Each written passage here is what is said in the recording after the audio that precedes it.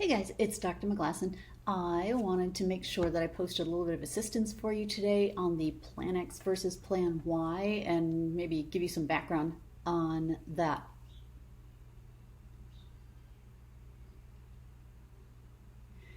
Hey guys, it's Dr. McGlasson. Hope everybody is doing well. I wanted to put up a video to give you some assistance on the Plan X versus Plan Y assignment, and maybe even a little more historical background. Notice that I have here the data sheet that I had given you. Let me get myself out of the way here. The data sheet that I had given you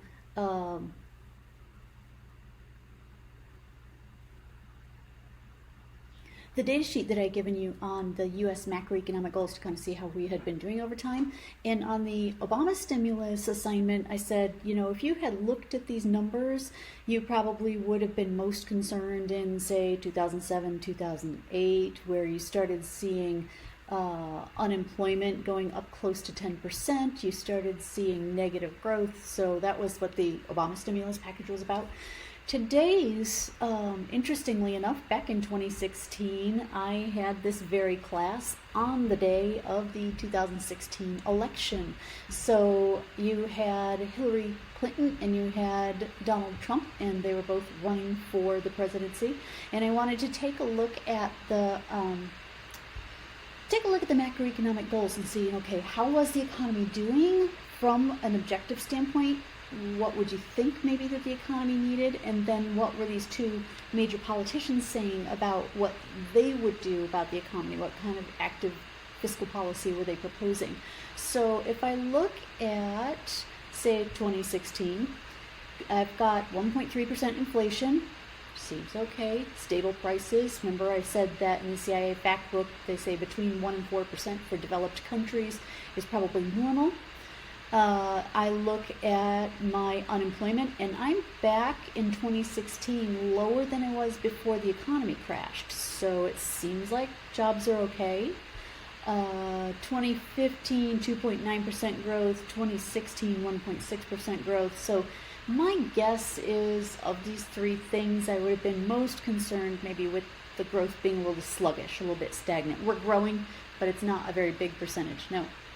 It's also the case that it is a percentage of the world's largest economy. The GDP was almost $20 trillion, so 1.6% of $20 trillion is more than some countries make.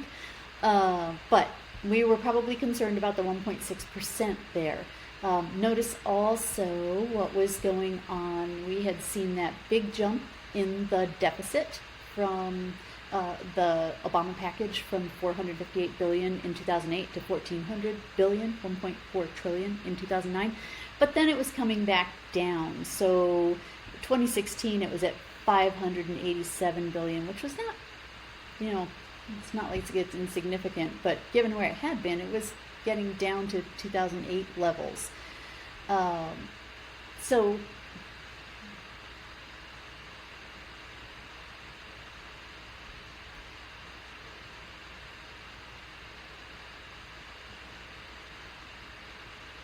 I can look at some of the rest of this data and say, well, maybe I'm concerned that the debt is still climbing. I could be concerned that the debt as a percentage of GDP has gone over 100%. And that's a little interesting to me because, when is debt bad? And maybe this will be a separate discussion, but generally speaking, you're worried about the longevity of the debt, like how long has that debt been that high and what we've been spending the money on. If you think about it, your own household, surely you have debt. You might have student debt. You might have a home, so you have a mortgage. And for most people, their debt actually is 100% or more of their annual income. And if you own a house, it's going to be more than your annual income. But that's an investment, right? Spending on education is an investment. Spending on a home that you'll eventually own is an investment. When it's not great is, are you going to go into debt going on a shopping spree? Are you going to go into debt, going on vacations? So the numbers don't always tell you. Sometimes it's how long has the number been that high? Is the number trending up? And then what has the money been spent on? So again, for another day. So shorter story.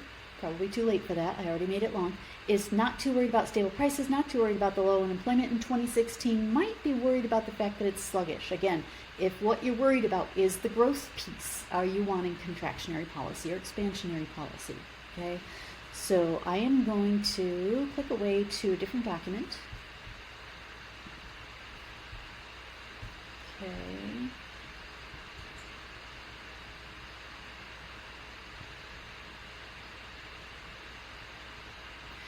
This one I just thought was kind of interesting because it was talking about the fact that while Trump and Clinton in 2016 had different platforms, there are some similarities in their platforms. So they said there was more focus on education by Clinton and more on defense by Trump. More focus on alternative energies, wind, solar by Clinton, more on traditional energies, oil by Trump. But both of them said, hey, infrastructure would be a good thing to spend our money on. And in fact, this was an alliance group. This is a group that was actually talking to investors about where you might want to be looking given the way the presidential election was going at that time. And they said that the infrastructure was bad, and if the economy was to invest in infrastructure, they could invest $1 billion and possibly get as much as $2.2 billion return on that. So it would be a wise investment on the part of the U.S. government if we were to do that. And, our infrastructure has been degrading and we haven't been doing anything about it. So infrastructure is actually a component in both of theirs, as you're going to see. So for the actual assignment, it's actually going to look very much like what you saw with the Obama assignment. I have broken these out. Now, because it was election day, I tried to strip out all the names because nothing's going to start a fight faster on election day than naming names.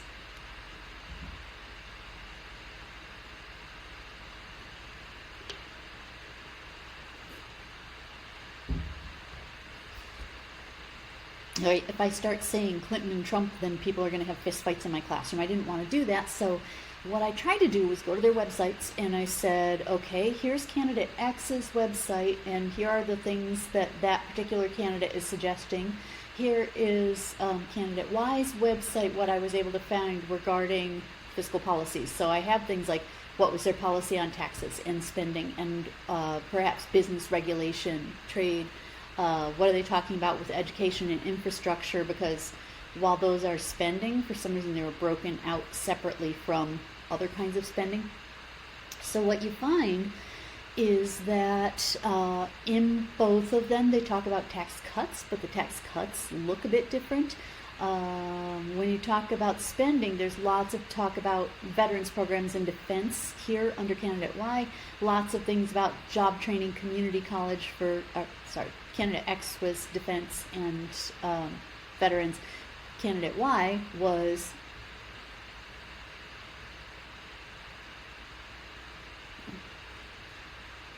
so when I'm looking at spending, what I'm seeing is that they're suggesting spending in different places, right? Candidate X is looking at things like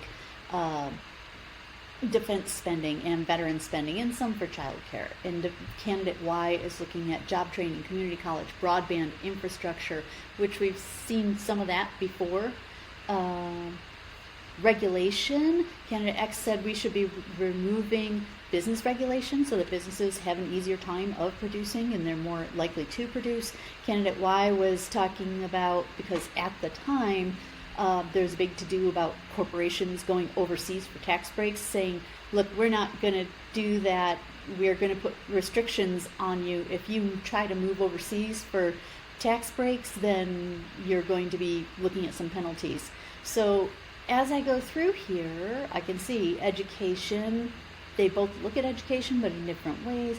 Infrastructure, they both want to spend money on infrastructure. So I've gone through and looked at their platforms. But on the second page, this should look exactly like the Obama sheet. Okay, when you go through, how do those things affect aggregate demand and aggregate supply? Will this plan have an expansionary effect or a contractionary effect? Basically, are they cutting taxes and spending more? It's expansionary. Are they raising taxes and spending less so that they'll slow things down? It's contractionary. So again, can you go through and see what do you think is going to happen to the components of spending? What happens to household consumption, business investment, government spending, and net exports? Can you find an example in Plan X that says this is affected, that can you find an example in Plan X that says household Can you find an example in Plan X that says, hey, here's a thing that's going to affect household spending, the consumption. Here's a thing that is going to affect business spending, the investment. Do you see increased government spending, and is there anything that's going to prompt the foreign sector to be increasing or decreasing their spending on our products? Same thing for Plan Y. Then, same questions that I had on the Obama worksheet. Does that mean aggregate demand is going to change? If so, is it going up or down? Is aggregate supply going to change? Is it going to go up or down? Same on both sides. And then I want you to draw me the graph on both sides. Okay. And then I have the last question, what happens to the macroeconomic goals? And interestingly, the projections were on the last page. There's actually a third page in this document that doesn't have quite as much to answering the questions as it does to just saying, all right, here's what the outlook looks like. The Congressional Budget Office said, look, here's the trend on the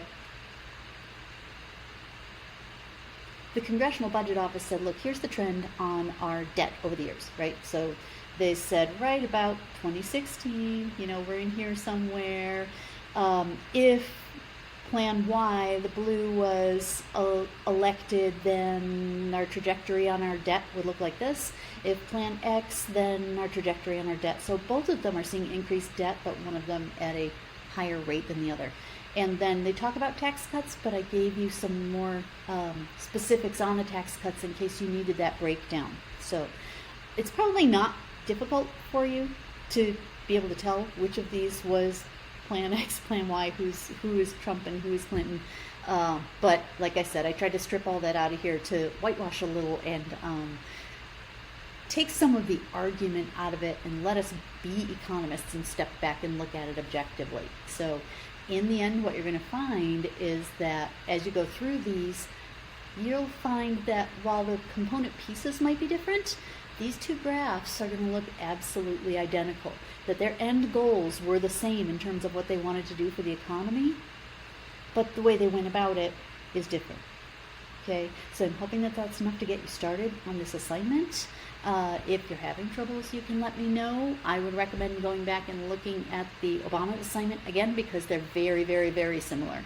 Okay, and next up I will see if I can post some assistance for you on the what's next? Clintonomics, which is not Hillary Clinton, but Bill Clinton. So I'm kind of going back in time for the next one.